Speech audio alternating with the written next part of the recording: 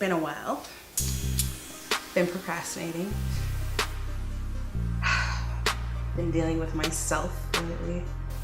You know, still a journey to lose 100 pounds. My biggest issues, not eating crap. Motivation to get to the gym. And it seems like if I have a bad day, everything gets derailed.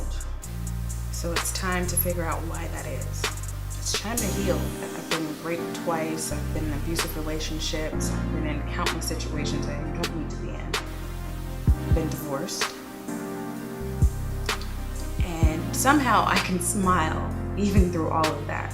Somehow I can stay positive and still encourage myself and encourage others.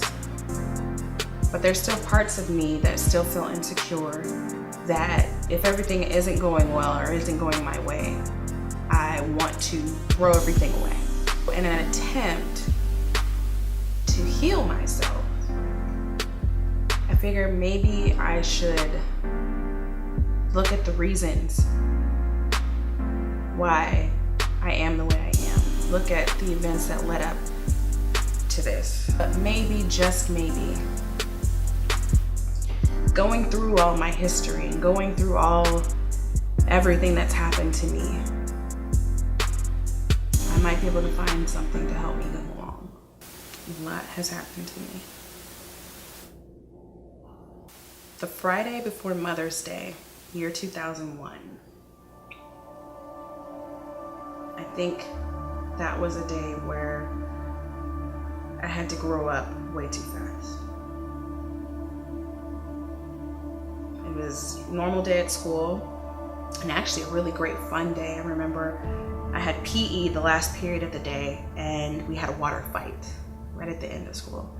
It was hot outside, we had water balloons, we had buckets of water. It was so much fun. And I remember getting on the bus in my wet PE clothes, and I sat next to my friend. And he and I mean, we ride the bus together all the time. I mean, he lived one stop away from mine.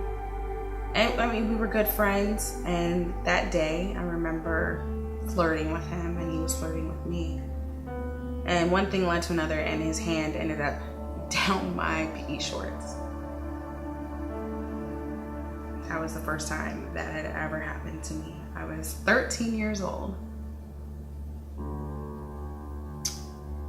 Later that day, I went and spent the night at a friend's house. We knew each other from church. She was in high school, she was 16, I think a sophomore or junior, one of the two. And